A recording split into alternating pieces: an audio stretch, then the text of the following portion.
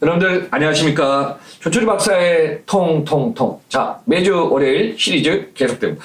자, 온라인 시장의 규모가 커지는데 어느 정도 커질까요? 하고 이제 저한테 많이 물어보세요. 박사님, 제가 이제 오늘 온라인 시장의 확대와 지난 시간에 했던 라스트 마일 증가 흐름 한번 종합적으로 정리해 보겠습니다. 여러분들 온라인 시장이 급격히 커지는 거는 2025년까지도 지속되고 그 후에도 계속될 걸로 예상되고 있습니다. 자, 어느 정도까지 시장 규모가 커지냐면요. 지금 2020년 작년 기준 보니까 온라인 거래 규모가 161조 정도 있습니다. 그래서 항상 뭐 작년에는 택배 물량도 20% 늘어난 33억 개였기 때문에 올해 이 상황이 뭐 20%까지는 안 돼요. 작년에 올라가면서 지금 꺾였기 때문에요. 그래서 지금 올해 온라인 시장 규모 170조 원 이상 될 걸로 예상하고 있고요. 이 시장이 2, 3년 안에 또 200조 원대는 넘어설 걸로 좀 예상하고 있습니다. 자, 우리나라 지금 한국의 유통시장 한 400조 원 규모로 보고 있어서 그 중에 이제 점차 40% 이상 지금 달려갈 걸로 보고 있습니다. 어떻게 보면 이제 근접해서 50%까지 올라오겠죠. 그러면 이제 여러분들 시장 규모는 한정돼 있고 우리가 이제 국내에서만 여러분들 고객들이 물건 사는 게 아니라 해외에서도 직구 물건 사오고 또 우리나라에 있는 걸 또 역직구로 사가는 경우가 더 많아질 겁니다. 그리고 이 시장 규모 계속 커지면요. 국내 대형마트는 이미 뭐 한 5년 이전부터 지금 작년부터 이제 코로나의 영향으로 지금 오프라인 점포는 계속 점포를 클로징하면서 리뉴얼 하든가 차세대 오프라인 아니면 융합형 점포로 계속 지금 변화하는 상황을 계속 보여주고 있습니다. 그래서 지금 대형마트, 슈퍼마켓, 디파트먼트 스토어의 백화점, SSM, 대규모 대형 점포들은 계속 지금 축소될 걸로 예상하고 있고요. 온라인 시장 규모는 2025년까지 지속 성장이 예상되고 있습니다. 대표적으로 지금 미국의 통계 데이터를 보면요. 미국의 소매업체 중에 유일하게 온라인 시장, 이커머스를 포함한 시장 규모는 현행 지금 2020년, 21년 예상했던 시장 규모보다요.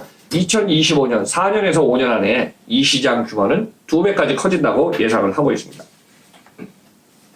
그럼 여러분들 이제 글로벌 시장에서는요. 제가 이제 글로벌 생활을 경험하면서 전체적으로 추이를 보니까요. 글로벌 시장에는 여러분 한번 이렇게 한번 정리해 보실까요? 1995년에 아마 저도 이제 해외에서 이제 공부를 하고서 그때 이제 생활을 했는데요. 인터넷이 시작된 게 1995년이에요. WWW에서 인터넷망 모든 주문이 이제 시작했죠. 그래서 제프 베조스, 아마존 제프 베조스 94년에 와이프하고 이제 지금 같이 공동 창업을 한 게 94년입니다. 이제 그 시장이 전 세계적으로 이제 초창기지만은 2000년도에 들어오면서 전 세계 뭐 인터넷이라는 게 확산되면서 국경 간의 규모, 전자상거래 이제 국경 간의 이제 거래가 이제 확산되기 시작한 건 저는 2010년으로 보고 있습니다. 2010년 정도 되니까 우리나라도 한번 여기 한번 비춰봅시다. 2010년에 이제 국경 간의 주문이 늘다 보니까 국내에 있는 상품을 해외에 있는 상품을 상관없이 계속 여러분들 앞에는 뭐예요? 온라인에 주문할 때 어떤 그런 사이트를 들어가면은 가격 비교부터 상품부터 구성부터 그냥 아마 계속 여러분들 눈앞에 갖다 줬을 거예요. 그럼 여러분들 어때요? 거기서 이제 클릭해서 주문하면 해외 거는 좀 시간이 걸리고 국내 거는 2, 3일에 올 정도로 우리는 모든 상품을 오프라인 매장을 안 가도 손쉽게 구매했어요. 심지어는 갖고 다니는 스마트폰, 여기는 태블릿, 아니면 뭐 시계도 지금 가능한 게 있다니까 여기서 일단 쇼핑이 되는 세상이 된 거예요. 그러니까 우리가 앉아서 모든 거를 온디맨드 시대, 소비자 중심이라는 뜻입니다. 내 앞으로 모든 구매할 수 있는 모든 사이트가 다 온 거죠. 그래서 이제 이런 시장이 진행되다 보니까 무게중심은 각각 고객, 소중한 여러분이 물건을 사줘야지 모든 게 움직이는 시장으로 변화하겠습니다. 자, 대표적으로 이제 제가 설명했지만 미국은 2000년대 중반 시작됐고요. 일본은 2010년 전후했고, 자, 우리나라는 저는 2015년으로 보고 있습니다. 아마 박 교수님한테 제가 했지만은 쿠팡이 있을 때하고 없을 때 보면은 요즘 쿠팡에서 물건이 안 온다면 되게 불편하겠죠. 상상하기 싫어요. 자, 제가 이 얘기하겠습니다. 과거에 오프라인 매장, 여러분들 한번 보세요. 지금 이제 코로나가 서서히 위드 코로나 시대 됐지만은 어떤 얘기가 나오냐면요. 한동안에 작년부터 배달앱 시장, 온디맨드 시대에 다 집 앞 배송이가 어때요? 배달앱의 라이더, 퀵 라이더, 퀵커머스에 사람을 구하기 힘들어갖고 그쪽으로 몰렸잖아요. 아마 우리나라 지금 11월부터 위드 코로나 한다 그래갖고 지금 10명 이상인 10명까지는 이제 모임이 됐잖아요. 거기서 바뀐 게 뭐냐면 퀵 해갖고 딜리버리 배달하는 물량이 줄었다는 얘기입니다. 제가 그 전에 방송에서 말씀드렸지만은 이게 올라가다 이제 코로나가 꺾이고 위드 코로나 되면 이제 비즈니스라든가 쇼핑 구매 방법이 바뀌겠죠. 그래서 그 시장 여러분도 한번 주목해 보면 되겠습니다. 그래서 이제 쿠팡에 의존하는 물건이 만약에 안 와. 그러면 경쟁 기본 보내오겠죠. 근데 이제 오프라인도 마찬가지예요. 자, 우리 집 앞에 대형마트가 있었고, 그럼 제가 이제 특정 기업에 좀 그래, 대표적으로. 우리 집 앞에 이마트가 있었어요. 아니면 롯데마트가 있었어요. GS마트가 있으면 쇼핑하기 편하잖아요. 근데 어느 순간에 경쟁 기업 간의 경쟁 구도에서 하나, 가까운 게 없어서 우리가 가려면 10분 이상 먼 데 가서 또 구매를 해요. 그럼 불편하잖아요. 그래서 오프라인 매장도 그런 세상이 벌써 진행 중에 있고요. 또 온라인도 그 시장에서 지금 대경쟁 구도에서 기업들 간의 그 상황이 벌어질 걸 좀 보고 있습니다. 그리고 2015년에 이제 우리나라 거래제도가 되다 보니까요. 한번 봅시다.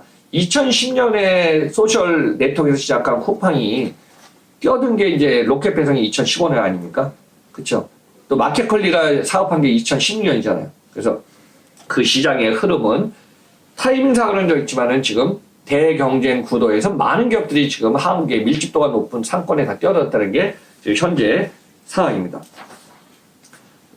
그럼 저 이제 온라인 시장의 확대할 라스트 마일에서 지금 중점적으로 볼 게 뭐냐면은 상온 상품보다는 온도 관리 상품의 증가가 더 커질 것이다. 사실 국경 간에 이제 주문한 물건이 들어올 때니 여러분들 한번 보세요. 자, 내가 사이트에서 주문했습니다.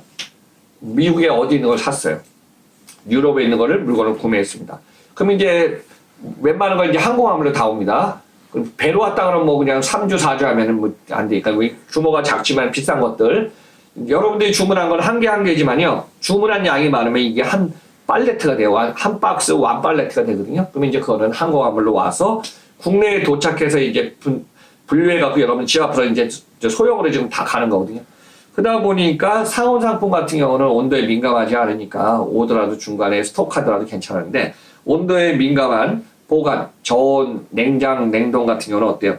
보관하는 어떤 시설도 필요하고 보관하는 차량도 필요하고 보관하는 이제 여름 같은 경우는 온도에 민감한 상품 같은 경우는 또 겨울에 또 너무 추우면 또 꽝꽝으로도 그렇고 그런 부분이 사실 보관부터 수송 배송이 어려워갖고 아직까지는 좀 힘든 상황이었지만은 이게 선진화가 되면서 점차 가격을 비싸게 받으면서 이 시장의 변화는 더 바뀔 걸로 저는 보고 있습니다. 자, 대표적으로 이제 온도 관리에서 민감한 거 몇 개 있습니다. 첫째, 정밀기기입니다. 반도체, 장비, 의약품. 가격은 비싸고 이 상품 같은 경우는 중요한 게 뭐냐면은 온도에 중요한 거는 항온, 항균, 항습이라고 있어요. 온도를 일정하게 유지한다. 습도가 있으면 안 된다. 또 균이라든가 이런 번식 이게 있으면 안 되기 때문에 이런 보관 장소에서 이걸 기본적으로 철저히 지키는 게 기본이고요. 그래서 차세대 물류센터 같은 경우 지금 저온 냉장 창고 센터 같은 경우는 이런 기능에 자동화돼갖고 잘할 수 있는 컨트롤할 수 있는 기능이 너무 중요해집니다. 또 하나는 뭐냐면 이제 보관했다가 아니면 해외에서 들어와서 일단은 목적지까지는 뭐예요? 차량으로 움직여야 되지 않습니까?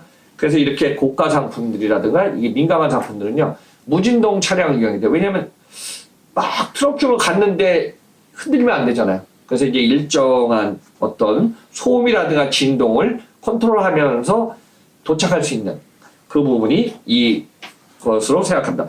아마 제가 이 얘기하면은 박PD님 포함해서 어떤 여러분들 시청하시는 여러분들이 약간 자 코로나 백신도 마찬가지 아닌가요? 그렇죠? 네. 기억나시죠? 네. 제가 예를 갖고 있습니다. 자 코로나 백신 작년에 이제 12월 8일 날 화이자 바이오테크가 개발한 거 이제 12월 8일 날 이제 결국 상품화됐는데 그때 뭐 마이너스 70도에서 온도 관리 자 모더나 마이너스 20도입니다.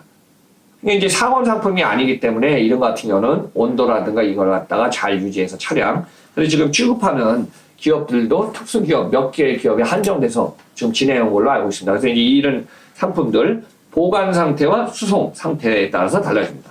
그래서 저는 이렇게 보겠습니다. 상온보다는 고가 상품, 부가가치가 높은 상품 쪽으로 라스트 마일 딜리버리하고도 관련해서 좀 변화할 것 같고요. 또 지금 HMR, 가정간편식 포함해서 이제 어떤 식품, 모든 거, 우리 먹거리 문화 포함하면요. 저온, 데일리, 신선식품, 이 시장은 계속 선진국형으로 증가할 것 같습니다. 지난번에 어느 분이 그러더라고요. 박사님, 우리나라 뭐 선진국 언제 갈까요? 물어봐요. 그래서 제가 갑자기 이거에다. 자, 보통 이제 4만 달러, 1인당 GDP 4만 달러를 선진국이라고 하는데요. 여러분 주변 봅시다. 과거에 뭐 이제 제2의 경제대국이었던 일본도 1980년대, 91년부터 버블 경제가 무너지기 시작하는데, 그때 3만 몇천 달러 하다가 뭐 4만 달러 이렇게 하다가 이제 3만에서 4만 가는데 거의 한 뭐 10년, 20년 걸렸거든요. 유럽도 마찬가지입니다. 우리나라 뭐 한 3만 3천까지 가다가 3만 1천까지 하다가 지금 3만 거의 왔다 갔다 하기 때문에 4만 달러 가는 데는 우리나라 현상에서 좀 시간이 많이 걸 걸 보십니다. 그래서 참고로 보통 이제 뭐 꼭 기준점은 아니지만은 1인당 GDP가 3만 달러 이상 정도 되면은 그래도 온도 관리 상품들 우리가 이제 식품부터 해서 그 저온, 냉장, 냉동, 데일리 이런 선진국형 왜냐면 그 온도 관리하고 그 일정 저기를 유지하려면 돈이 들어가거든요. 그래서 이제 이런 거를 얘기하고 있습니다. 그럼 저는 이렇게 보고 있습니다. 자, 물류도 소규모를 배송하면 돈이 많이 들지만은 일단 적정 규모, 그걸 이제 우리가 규모의 경제라고 표현해 놨고요. 규모의 경제에서 한 박스가 모여갖고 1톤 팔레트에 올려놓을 걸 갖다가 이제 완 팔레트, 또 팔레트가 모여서 40피트 컨테이너에 넣든가 아니면은 수송할 때 11톤, 25톤 윙바디 차량에 넣어서 움직이는 이 상황에서 이동을 시켜야 되기 때문에 보관 효율 계속 지금 최적화가 중요할 걸로 보고 있습니다. 그러면 이제 마지막에 보관센터와 운송수단의 다양화를 제가 한번 좀 점검해 보겠습니다. 자, 물류센터는 가면 갈수록 기존에 5년, 10년 된 저는 이렇게 표현했습니다. 과거에. 제가 한 20년 동안 물류부동산을 하면서 보니까요. 창고의 진보를 했습니다. 우리가 자꾸 새로운 집이라든가 디자인이 잘 되고 쾌적한 집으로 갈아타듯이 물류센터, 과거에 이제 창고라고 표현했던 그쪽도 창고의 규모의 입출고의 도크에 따라서 달라지겠지만은 센터 안에 레이아웃, 로케이션, 거기에 활용도에 따라서 센터의 어떤 기간에 따라서 자꾸 차세대 센터를 좀 거점을 이동할 것 같습니다. 그래서 물류센터의 대형화, 최적화, 물론 이제 센터의 기능도 필요하죠. 보관 효율, 또 인력 수급에 용이한 거, 이런 부분이 앞으로 센터. 거기다 이제 차세대 센터 같은 경우는 태양광도 있어야 되죠. 또 친환경에 관련된 센터가 있죠. 이런 부분이 점차적으로 물류센터에 많이 변할 걸로 보고 있습니다. 그래서 이제 센터는 제가 이제 항상 강조하지만은 규모가 큰 허브, 작은 서브, 더 작은 캠프, 아니면은 풀필멘트, 라스트 마일 센터로 구분돼서 링크하면서 연계시키는 센터로 갈 것 같습니다. 그러면 이제 물류센터의 기능에 이제 차세대 물류센터는 어느 정도 바뀌냐면요. 그래요. 요즘 우리나라 같은 경우는 이제 태양광 센터가 별로 없었는데요. 미국이나 일본이나 유럽의 선진국들의 차세대 물류센터 보면요. 태양광 센터 그 에너지를 축적해서 그걸 원동력에 해갖고 그걸 이제 전력으로 사용하는 경우가 많이 있습니다. 그래서 이제 그 부분 앞으로 우리나라도 차세대 태양광 또 하나는 센터의 외관이 너무 중요해요. 자, 우리 여기 박 PD님도 부동산 하셨잖아요. 네. 진짜 빌딩이나 이 부동산에 보면은 외관하고 기능 디자인 너무 중요하지 않나요? 많이 중요하죠. 자, 제가 이렇게 하겠습니다. 차세대 물류센터는요, 뭐 보여주는 센터가 아니라 이 센터는 어디에 센터라는 게 눈에 띄어야 되고요. 그 센터의 어떤 디자인, 구조, 다양한 걸 갖다가 공간적으로 할 수 있는 대표적인 센터의 이게 계속 지금 생명성이 될 걸로 저는 보고 있습니다. 아직까지 그런 센터가 국내에는 없다고는 얘기 못하지만 아직까지 적은 게 현실입니다.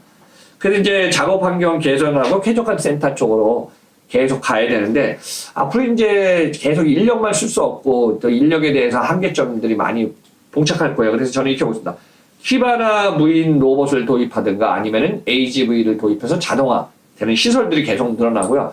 어느 순간에는 보면 이제 24시간 사람이 없어도 되는 자동화 시설들이 많이 늘어나거든요. 그러면 24시간 연중 무휴의 자동화 시설들이 우리가 주변에서 계속 지금 물류센터의 가동이 좀 늘어날 걸로 예상하고 있습니다.